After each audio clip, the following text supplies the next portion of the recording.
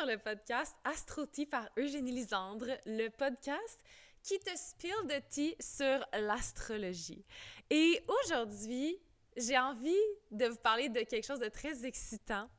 En ce deuxième épisode de podcast que je filme une journée après la pleine lune en Lion, qui était la première pleine lune de l'année 2024, et j'avais envie de vous parler des transits les plus attendus en 2024 selon moi. Les transits astrologiques qui, en 2024, m'ont vraiment sauté aux yeux pour une raison ou pour une autre.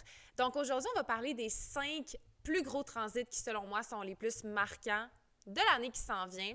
Et on va aussi parler de comment est-ce qu'on va pouvoir utiliser ces transits-là globalement à notre avantage. Je vais même parler aussi de c'est quels signes astrologiques qui vont être les plus affectés par certains transits. Donc, stay tuned parce que on spill the tea. I mean, you know the drill, guys, at this point. Voilà. Donc, bonne écoute. Et ce podcast-là, je l'ai fait aussi parce que dans mon livre à moi, qui est plus on est informé, plus on est self-aware de nous-mêmes, de ce qui s'en vient, plus on peut voir les transits astrologiques comme des opportunités plus que comme des fatalités, OK? Et c'est là où on va regarder aujourd'hui comment utiliser chacun de ces transits à votre avantage.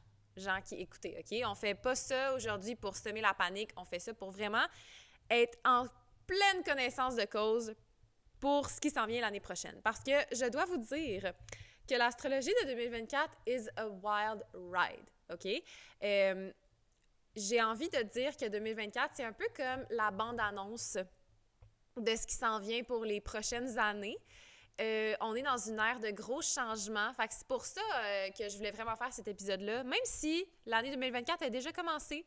Et il y a même un transit dont je vais parler qui s'est passé avant la date à laquelle je filme, soit le 26 janvier. Mais tout de même, je trouve ça vraiment important d'en parler. Puis je vous conseille de garder ça dans vos favoris YouTube, Spotify au courant de l'année pour que vous puissiez vous y référer encore et encore parce que je pense que on va avoir besoin collectivement de cet épisode de podcast en 2024. Donc, sans plus tarder, le premier transit qui, selon moi, est un des plus déterminants de l'année, de la décennie, de la nouvelle ère qui s'en vient. Et vous l'avez peut-être vu passer, ce transit, c'est Pluton qui a déjà traversé, en fait, dans le signe du Verseau. Ce transit, ça s'est passé le 20 janvier dernier. Et je vous avouerai que c'est un transit qui est assez life-changing pour plusieurs raisons. Tout d'abord, je pense qu'avant de parler de Pluton en Verseau et des effets que ça va avoir, il faut parler absolument de Pluton qui a été en Capricorne pendant beaucoup d'années, OK? Ça fait depuis 2008 que Pluton, qui est la planète de la mort, de la renaissance, de la régénération, de la transformation, du chaos, du pouvoir, du contrôle, autant dans notre système de structure sociétale que les structures qui contrôlent notre vie. Voilà, comme les peurs qui contrôlent vos vies, comment est-ce que vous pouvez transmuter vos peurs en des pouvoirs, comment est-ce que vous pouvez trouver le plus de votre pouvoir pour reprendre le contrôle. Donc, c'est une planète qui est très petite, mais qui est hyper puissante astrologiquement. Je ne sais pas où j'ai entendu ça, je me rappelle pas. Si je me rappelle, pour vrai, je vais vous le mettre en commentaire ou en description. Mais j'avais entendu quelqu'un qui avait dit que Pluton, en astrologie, c'est un peu comme dans une classe, tu sais, le IMO qui se cache en arrière, qui fait pas grand-chose, qui est un peu comme mystérieux, mais que la seconde qui parle, c'est quelque chose qui est comme complètement unhinged, mais qui est vrai et change ta vie. Tu comprends? La vibe, ça, c'est Pluton, OK? Et là, ça fait depuis 2008 que Pluton est dans le signe du Capricorne, OK? Et c'est important vraiment de mettre ça en contexte parce que dans l'histoire, Pluton, c'est une planète qui, quand elle change de signe, quand elle transite d'une énergie à une autre, puis elle fait ça à peu près à chaque 15-20 ans, donc ça détermine vraiment des générations, des moments dans l'histoire, À chaque fois que Pluton passe d'un signe à l'autre, il y a toujours des moments de cataclysme dans la structure sociétale dans laquelle on vit. OK? Je m'explique. Par exemple, quand Pluton est entré en Capricorne en 2008, c'est là où il y a eu le gros crash boursier de 2008, il y a eu la crise immobilière de 2008. Et on voit que ça a quand même du sens parce que Pluton, c'est une planète qui apporte des grands bouleversements, des grands changements qui peuvent être chaotiques, qui vont créer des crises, mais qui ultimement transforment la société, transforment notre vie, amènent des bouleversements nécessaires. OK? Et, tu sais, le Capricorne, c'est un signe qui est vraiment en lien avec la stabilité, les choses qui sont sécures, qui nous font avancer. Et là, en 2008, il y a eu le crash de cette instance-là, de l'instance immobilière qui apporte de la stabilité. Et depuis 2008, on est vraiment dans une Plutonian, Capricorn, Plutonian era, whatever you want to call it, parce que le Capricorne, c'est aussi un signe qui est associé au fame, au statut social, en fait, à la popularité, aux gains qu'on peut faire avec nos relations interpersonnelles qui nous amènent au top, vous voyez. C'est un signe qui est associé beaucoup à la 10e maison qui parle de la carrière, de la vocation, des buts professionnels. Donc, c'est une maison qui strive, pas une maison, mais un signe, pardon, qui strive to be on top, OK? Et qu'est-ce qu'on a vu pendant que Pluton était en Capricorne? On a vu énormément de gens qui sont montés au pouvoir grâce à l'argent, grâce à leur connexion, grâce à leur statut social, a.k.a. la montée des milliardaires, la montée des Kardashians. Toutes ces personnes-là, c'est des gens qui ont pris énormément de pouvoir dans la société quand Pluton était en Capricorne, OK? Mais là, turn of event, OK? Pluton va transiter, a déjà transité, en fait, en Verseau. Et le Verseau, là, on n'est comme pas dans la même énergie que Capricorne, OK? Il y a quand même quelques similitudes, vu que les deux sont régis par Saturne, but still, it's very different, OK? Parce que le Verseau, c'est le signe de la justice sociale, des groupes, des réseaux, des communautés, de l'avancement technologique, de l'innovation. C'est un signe qui est régi, oui, par Saturne, mais aussi par Uranus, qui est la planète de la rébellion, de l'originalité, du changement, de l'instabilité. Et le Verseau, c'est le dernier des signes d'air. Donc, c'est le dernier signe d'air. Hey, aïe, bravo, hein? Mais c'est le dernier signe qui a pris un peu toutes les qualités des signes d'air avant lui pour les intégrer, OK? Donc, prenez comme exemple l'évolution des signes d'air. Le Gémeaux, il est vraiment associé aux relations proches de nous, OK? Nos premières relations, soit le voisinage, les frères et sœurs, tout ça. Les Balances, c'est vraiment les relations, un mariage, partenariat, union. Et le Verseau, c'est vraiment le signe associé au groupe at large, à la société. Et quand on regarde le pictogramme du Verseau, là, c'est comme une figure qui verse de l'eau. Donc, c'est un peu comme le porteur d'eau qui verse son savoir sur l'humanité. Donc, il y a vraiment une dimension très humaniste, très sociale à ce signe-là. Et, fait qu'on vous voyez un peu déjà la transition où je vous amène. Là, Pluton entre dans un signe dans lequel il n'a pas été, OK, depuis 1780. 10, je crois, 1788, en fait, si je me souviens bien. Pluton, là, n'a pas été en Verseau depuis la Révolution française, la Révolution américaine, tout ce genre de chambranlement-là dans la société. Donc, quand on prend tout ça en considération, Pluton en Verseau, c'est un transit qui va amener énormément de changements à travers la révolution, à travers le pouvoir qui revient dans les mains du peuple, ou du moins le peuple qui commence à être vraiment plus capable des injustices, des écarts qui se créent entre les riches et les pauvres, tout ça, OK? Puis on le voit déjà, et on a même pu voir un peu cette énergie-là en 2023, parce que Pluton a momentanément été en Verseau en 2023. En effet, elle a été en Verseau, Pluton, de mars à juin 2023. Donc, là, j'aimerais ça que tu te rappelles qu'est-ce que tu faisais, qu'est-ce que tu vivais dans cette époque-là, de mars à juin 2023. C'est quoi les grands bouleversements qui sont arrivés? Bien, ça, c'est une petite fenêtre de ce qu'on va voir, OK? Puis, je sais pas qu'est-ce qui est arrivé dans ta vie, mais moi, je me rappelle, pendant cette période-là, c'est le moment où on a vu énormément de manifestations en France devant les bureaux de BlackRock. On a vu énormément de bouleversements sociaux. Et on a vu aussi, c'est là où il y a eu le potentiel TikTok ban aussi. Et on a aussi assisté à la montée et l'arrivée dans les foyers, dans les téléphones des gens, ChatGPT, hein, l'intelligence artificielle. Et le Verseau, c'est un signe qui est associé à tout ça, à l'innovation technologique, aux percées dans ce domaine-là aussi, à la révolte sociale. Donc, on a vu un peu ça. Et là, c'est ce qui s'en vient cette année. Et en 2024, ça va être une année quand même importante à cause que, oui, Pluton entre en Verseau, mais du 1er septembre jusqu'à la mi-novembre environ, Pluton va être momentanément en rétrograde et va revenir dans le signe du Capricorne. Donc, il va quand même y avoir une petite fenêtre de mois dans l'année où on va revenir à ce genre d'énergie-là, comme un « t'es-tu sûr? » Une genre de confirmation que l'univers est comme « on est sûr qu'on va avancer dans la révolution, dans les choses qui vont nous sortir du cadre habituel, qu'on jette les règles à la poubelle, est-ce qu'on est sûr? » là?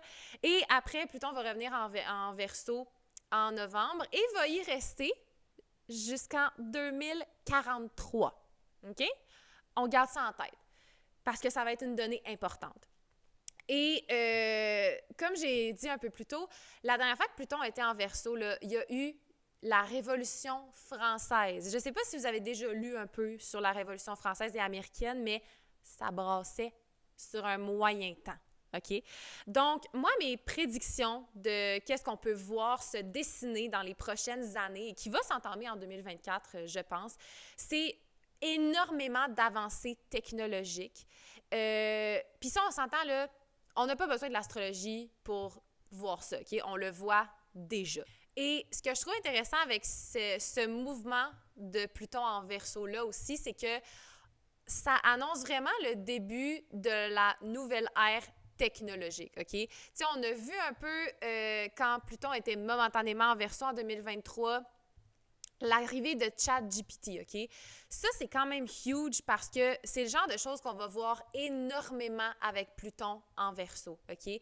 Et avec le fait que Pluton, c'est une planète de chaos qui apporte des transformations qui ne sont pas toujours faites dans la dentelle, disons, j'ai comme l'impression qu'il va y avoir beaucoup de power struggles autour de la technologie. Donc, ça ne me surprendrait pas qu'on voit des gens abuser du pouvoir de la technologie. Il va peut-être y avoir des problèmes de cybersécurité à long terme, de régulation autour de l'intelligence artificielle qui vont quand même être quelque chose d'important, je pense, dans l'ère de Pluton en Verseau. Je pense que ça va être quelque chose dont on va entendre parler énormément.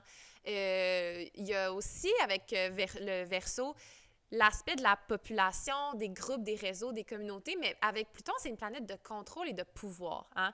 Donc, on peut quand même voir se dessiner à l'horizon beaucoup de révolutions, de pouvoir qui revient dans les mains du peuple, mais aussi des instances qui avaient le pouvoir depuis très longtemps, qui vont essayer d'utiliser la technologie pour exercer un pouvoir encore plus fort. Vous voyez? Donc, vraiment, on arrive dans une ère assez révolutionnaire et intense. Je pense qu'on va voir énormément de power back to the people et on s'entend avec les mouvements de Pluton en 2024 qui vont faire comme Verseau, Capricorne, Verseau.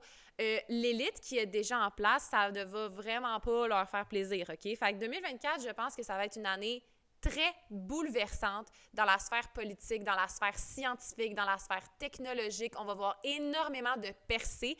Et ça, c'est un peu ce qui nous attend comme ère dans les 20 prochaines années. Donc, voilà, on s'entend... Pluton, c'est une planète qui apporte des gros changements et le Verseau a un côté un peu imprévisible, mais qui nous pousse à vraiment, à un niveau plus individuel, je parle, à vraiment s'affirmer sans attendre l'approbation des autres, OK?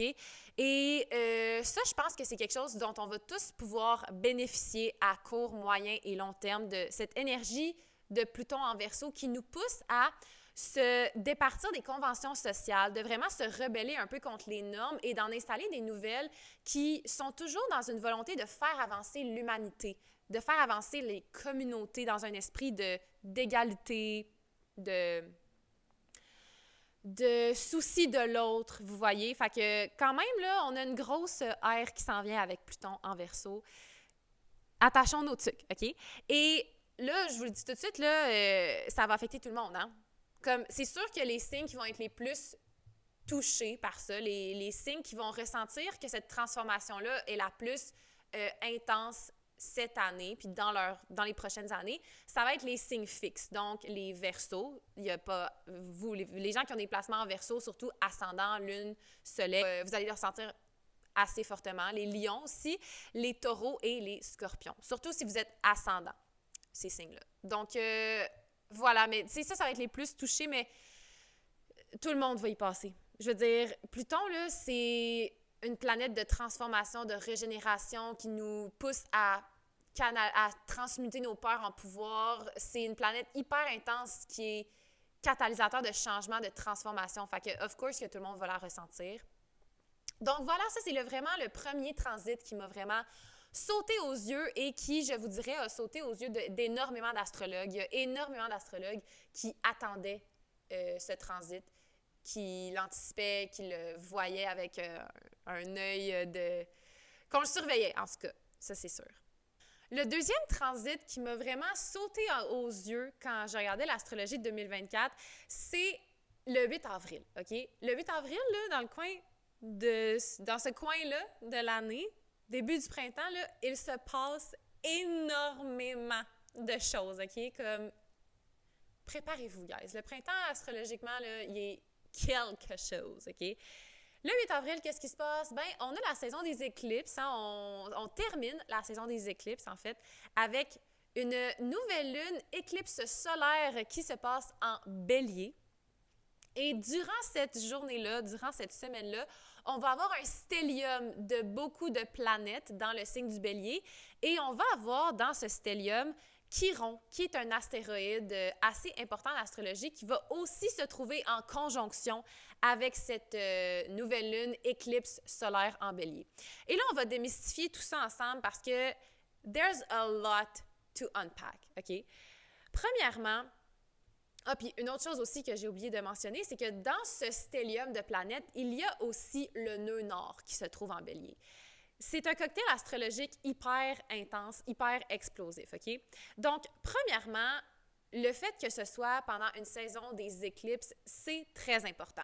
Astrologiquement, qu'est-ce que ça fait, les éclipses? C'est comme un moment de nouveau départ et de release, de let go qui sont dus pour arriver, OK? Moi, les éclipses, je vois ça un peu comme l'univers qui fait le ménage qu'on ne veut pas faire, OK? Tu sais, toutes les sphères de notre vie où clairement que c'est plus aligné avec ce qu'on veut, ce qu'on désire, notre higher self, qu'est-ce qui c'est qui est bon pour nous, bien, l'univers, pendant les sessions des éclipses, fait comme « OK, bye! Ça, t'en as plus besoin. » Ou genre « Ah, voici une nouvelle affaire, tu vas devoir dealer avec ça. » Donc, les saisons des éclipses, c'est des moments qui sont hyper intenses, OK? Il y a toujours 2 saisons des éclipses à chaque année, une pas mal au printemps, une pas mal à l'automne, et vous remarquerez, c'est souvent des moments de fin et de départ qui sont they're meant to happen, OK? On n'a pas trop le contrôle là-dessus.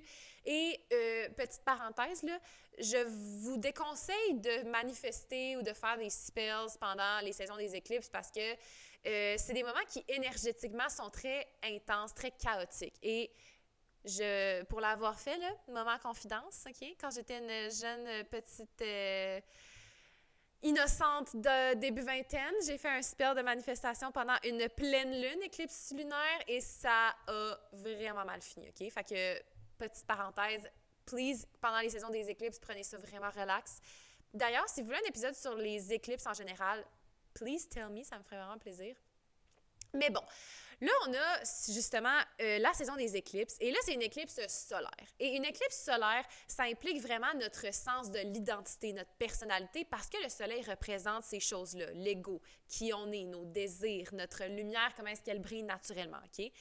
Et une nouvelle lune, pendant une éclipse, une saison des éclipses, je vois vraiment ça comme un nouveau départ sur l'acide, sur les stéroïdes, OK? C'est comme un power nouveau départ qui est qui est dû pour arriver, qui est là, puis qu'on est comme « OK, je vais dealer avec ça maintenant ». Et c'est dans le signe du bélier, hein, qui ne donne pas sa place à personne, le bélier, on va se le dire. Hein. L'archétype du bélier, c'est le premier signe de la roue du zodiaque. C'est un signe de feu cardinal qui est le pionnier, l'initiateur en chef du zodiaque, qui aime qui est un leader né, qui prend les devants, qui n'a pas peur d'assumer son indépendance pour faire les choses par lui-même. Donc, c'est vraiment le plus comme Master Fiery Starter du zodiaque, OK? Fait que là, on a une saison des éclipses qui est déjà dans cette énergie-là, un peu chaotique, avec une éclipse, avec une nouvelle lune dans le signe du bélier, OK? Fait que c'est comme un nouveau départ sur l'acide, sur les stéroïdes, sur le crack, tout en même temps, whatever, OK? C'est une énergie hyper intense parce qu'en plus de ça, on a le nœud nord qui est aussi en bélier. Et le nœud nord, c'est un point très précis dans notre carte du ciel, dans le système solaire, qui en astrologie représente notre destin, notre mission de vie, notre chemin de vie. Puis c'est une zone un peu d'inconfort, puis vers laquelle plus on va, plus on sent qu'on se détache de notre karma, puis on accède à notre mission de vie, puis on est aligné à ça, OK? Donc, là, ça fait à peu près depuis juillet 2023 qu'on a le nœud nord dans l'axe bélier-balance. Fait que collectivement, on est appelé à let go toutes nos tendances de people pleaser pour vraiment assumer qu'est-ce qu'on veut faire, OK? Dans les grandes lignes, là, c'est à peu près ça. Et on a aussi Chiron dans le mélange de tout ça, qui est aussi en bélier. Puis Chiron, c'est le guérisseur blessé en astrologie. C'est un astéroïde qui parle de nos plus grandes blessures, mais qui parle aussi de comment est-ce qu'on peut les guérir, vous voyez? Donc, quand on met tout ça ensemble et on fait l'équation astrologique que ce moment représente, c'est hyper intense, OK? C'est énormément d'énergie astrale, cosmique en même temps, qui initie un nouveau départ, qui nous aligne vraiment à notre destin, à qu'est-ce qu'on est censé faire dans cette vie sur Terre, qui assume notre individualité. Mais à cause que Chiron est dans le mix, il y a comme pour moi une affaire de on doit guérir une blessure une bonne fois pour toutes qui remonte à la surface in order to access ce nouveau départ. Donc, ça va vraiment être un moment où l'univers va nous forcer, va nous pousser à suivre notre purpose, OK? Et je vous dirais, peut-être que dans le moment, ça va nous paraître ultra intense, mais à long terme, dites-vous que les éclipses, c'est toujours des moments qui sont là pour nous faire accéder à notre highest potential, OK? C'est des moments qui peuvent être vraiment intenses, mais qui, à la fin de la journée, c'est l'univers qui est comme « It's the medicine you needed », OK? Comme c'est plate, mais c'est le même. Puis je dis c'est plate, mais c'est le même, mais tu sais, les éclipses, c'est pas toujours des moments qui sont super durs. C'est juste des moments qui sont très intenses énergétiquement. Donc ça, je vous dirais, là, la saison du bélier, elle va être assez spectaculaire cette année, j'ai l'impression. Fait que je vous dirais, utilisez cette énergie-là, premièrement, pour vous reposer, OK? Parce que je vous le dis, là, je vous mark my words, la saison du bélier cette année va être intense, OK? Ça va être très énergétiquement chargé. Fait que prenez ça relax, OK? Comme emmagasinez vos énergies. Puis après ça, il y a d'autres choses qui s'en viennent qui sont super le fun, mais je vous dirais, l'univers va se charger lui-même de vous apporter les changements nécessaires, OK? Donc, prenez ça quand même relax parce qu'on peut être surpris de ce que le cosmos nous réserve. Et les signes qui vont être les plus touchés par ça, encore une fois, je pense que tout le monde va y goûter, mais vraiment les signes cardinaux. Donc, surtout les ascendants bélier, balance, cancer et capricorne, c'est vraiment eux qui vont le plus y goûter, qui vont le sentir de manière la plus intense. Le troisième transit qui m'a vraiment sauté aux yeux, ça arrive vraiment pas longtemps après le super stellium de planètes en bélier et c'est une conjonction entre deux planètes qui, ma foi, est assez excitant, OK?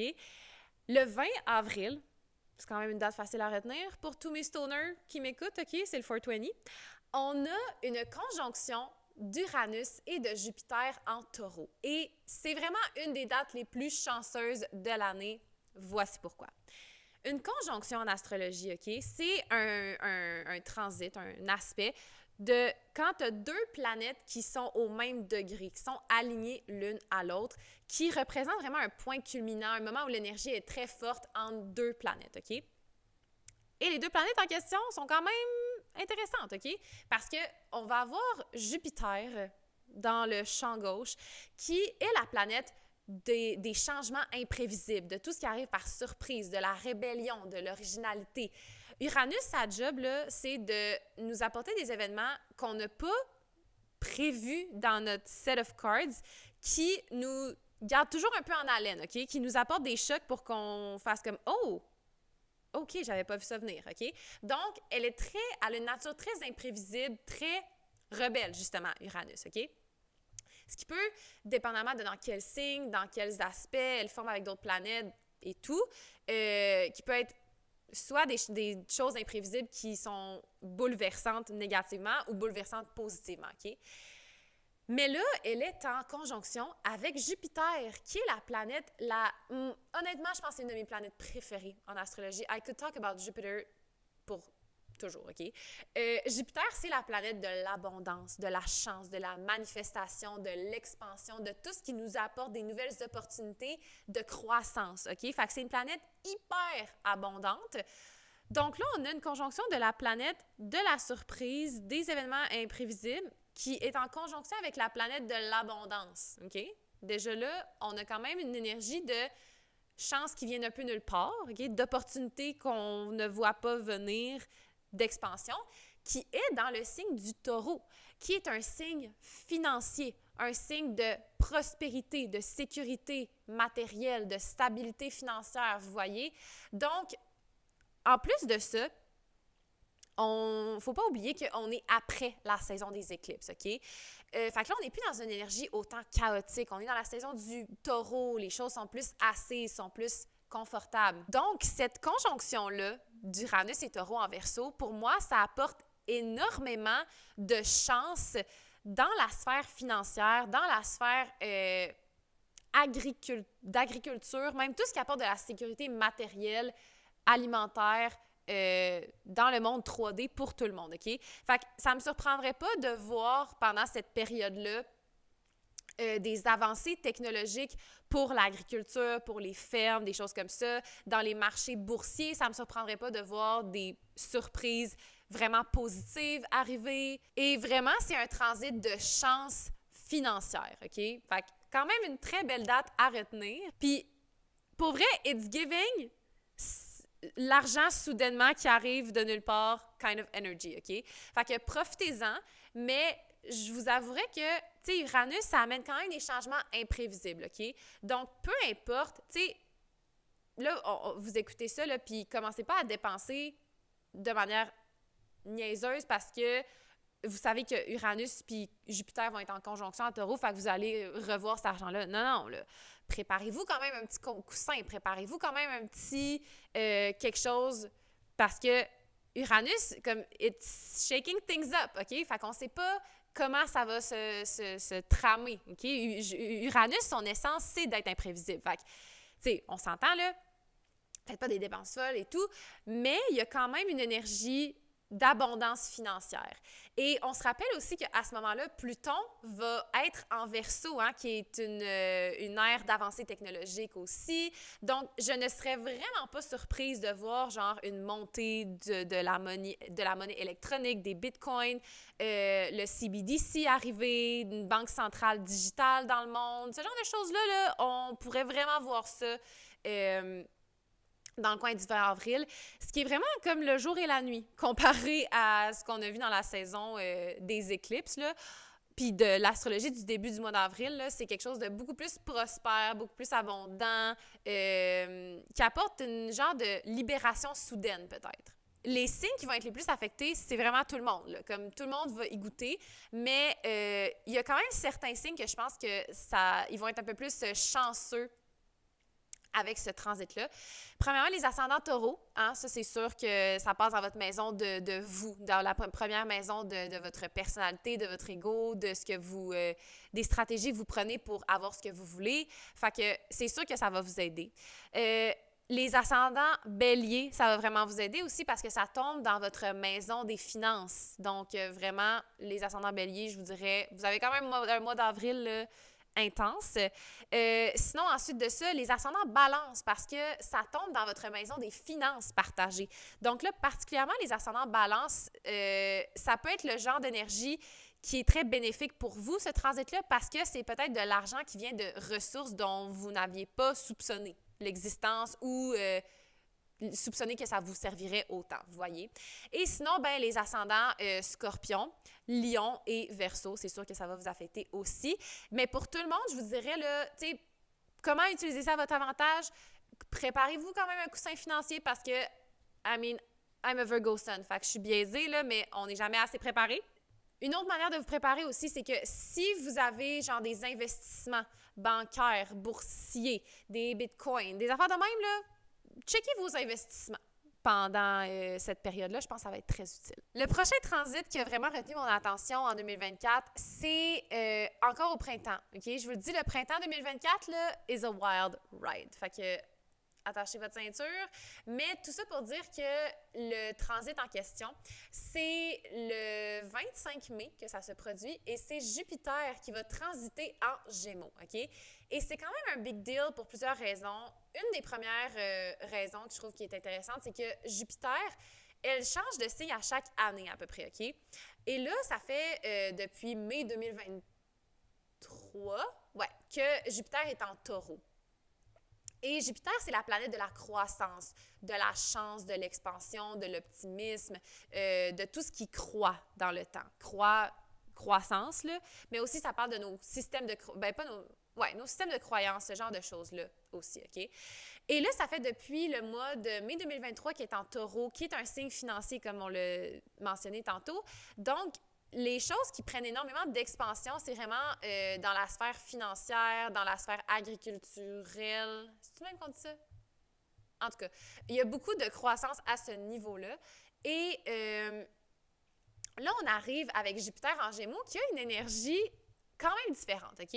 Parce que le Gémeaux, c'est un signe de communication, c'est un signe intellectuel, de connexion sociale, de connexion avec les autres. C'est un signe qui est régi par Mercure, hein, qui est la planète de la communication, des idées, du partage de connaissances, de l'activité mentale beaucoup. Et quand Jupiter est en Gémeaux, on dit que c'est un placement en détriment, OK? Parce que Jupiter, c'est la planète qui régit normalement les Sagittaires. Et le Sagittaire, c'est le signe opposé à Gémeaux. Et tu sais, le Sagittaire, au contraire du Gémeaux, lui, il aime explorer, aller loin, toujours penser philosophiquement, alors que le Gémeaux, lui, son importance, sa fonction est plus de faire des liens avec les réseaux proches de lui puis d'être très actif là-dedans, tu vois. Donc, il y a quand même une énergie intéressante à ce transit-là parce que Jupiter en Gémeaux, c'est comme un placement qui nous offre des opportunités de croissance, oui, dans les domaines que le Gémeaux régit, vous voyez, donc dans les domaines de l'éducation, de l'apprentissage,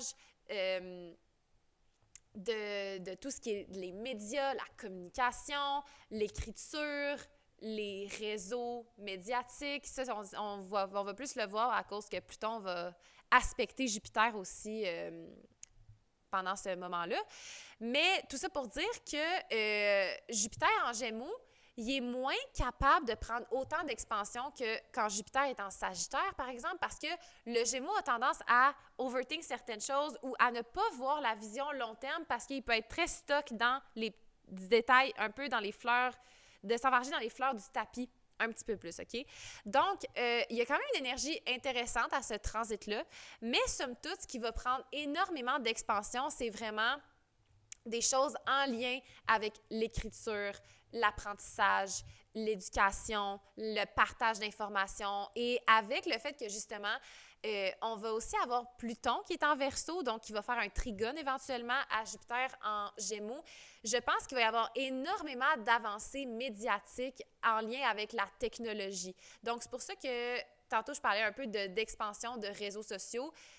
Ça ne me surprendrait pas de voir ce genre de choses-là arriver, de voir aussi des médias traditionnels qui passent complètement au numérique, des breakthroughs, des genres de moments d'illumination dans le système d'éducation, surtout primaire, secondaire.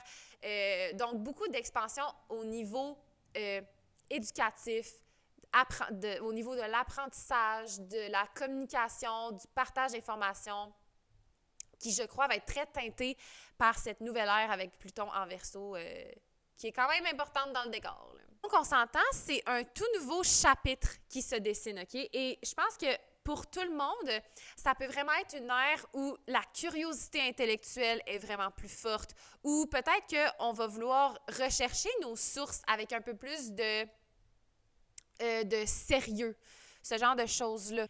Mais reste qu'avec Jupiter qui est en Gémeaux, c'est comme si la rationalité l'emporte sur la foi envers l'univers, OK? Comme, pensez toujours à l'énergie Gemini, Sagittarius, puis ça peut quand même nous guider dans ce transit-là.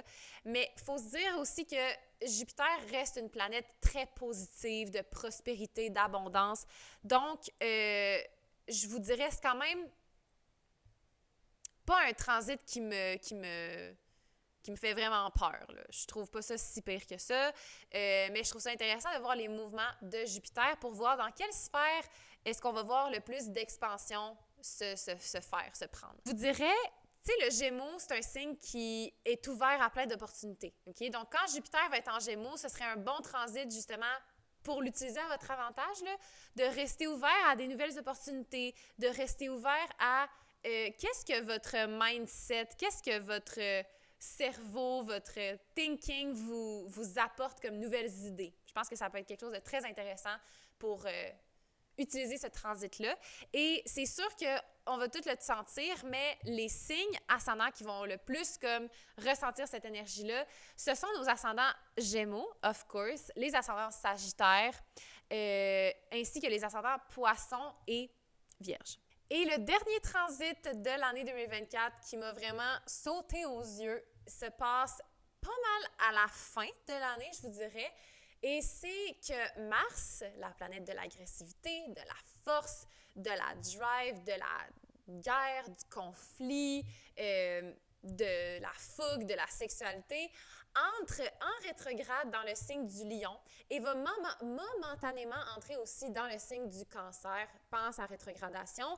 Et tu sais, quand au début de l'épisode, je vous disais 2024, c'est un peu la bande-annonce de toute la révolution qui s'en vient en 2025, 26 et tout. Là, on est vraiment dans le peak, dans le core de ça, OK?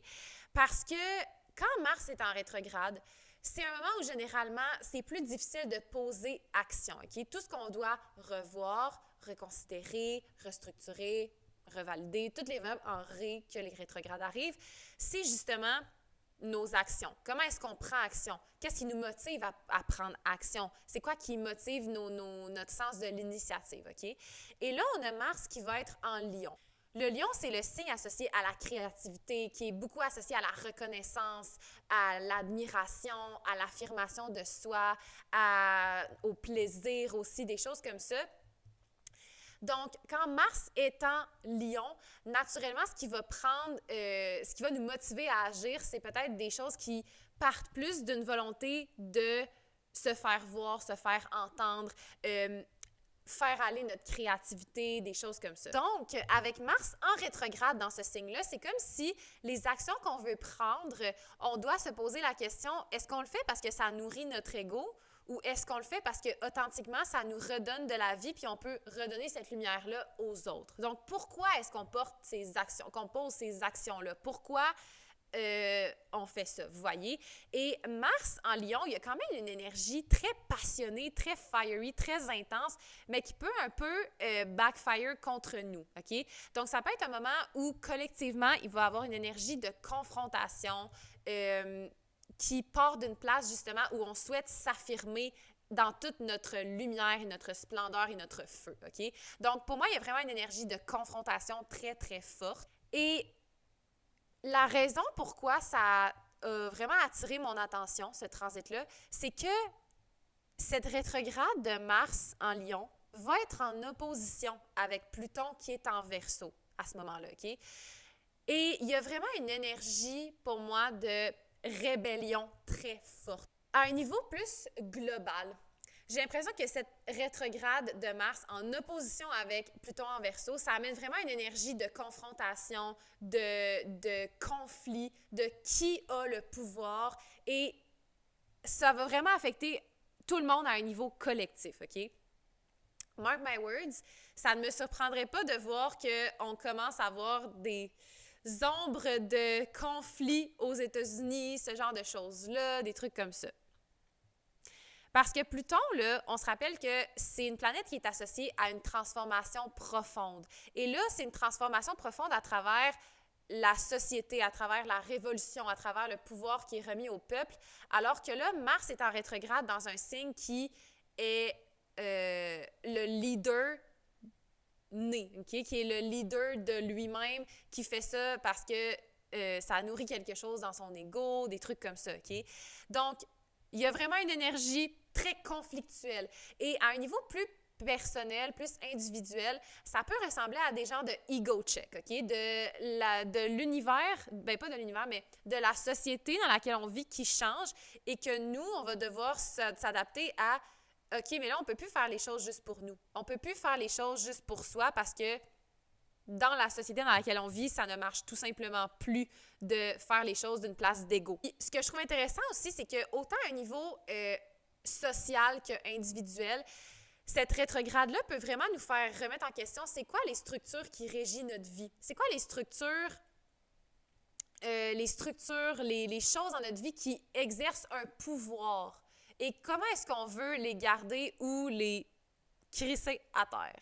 Mais tout ça pour dire que ça finit l'année 2024 avec quand même un esprit de confrontation, de motivation qui sont un peu remises en question, de qui a le pouvoir, pourquoi ces gens-là ont le pouvoir, pourquoi, autant au niveau personnel que sociétal, là, vraiment. Ça va être important avec l'énergie de Pluton en Verseau en opposition avec Mars en rétrograde, qu'on ait des confrontations qui, on sait profondément que ça vise une certaine croissance, que ça vise quelque chose de pur, de beau, qui fait grandir, qui est constructif, au lieu que ce soit des confrontations qui ont le potentiel d'être très destructrices. Vous voyez ce que je veux dire? Et pour utiliser ce transit-là à votre avantage le plus possible, je vous dirais, ça se peut qu'il y ait énormément de conflits qui émergent, OK? Donc, ça va être important de réaliser c'est quoi la place que notre ego prend dans certaines de ces confrontations-là. Et je pense que ça va être important aussi de peser ses mots, de réfléchir avant d'agir, parce que quand Mars est en rétrograde, ça peut vraiment apporter des actions très impulsives et voilà. Et je vous dirais, les signes qui vont être les plus affectés par ça, c'est sûr que tout le monde va le ressentir, mais beaucoup plus particulièrement les lions et les verseaux, ça, on n'y échappe pas. Aussi les taureaux et les scorpions. Fait que voici les transits qui ont vraiment retenu mon attention pour l'année 2024. J'espère que cet épisode vous aura éclairé sur qu'est-ce qui s'en vient.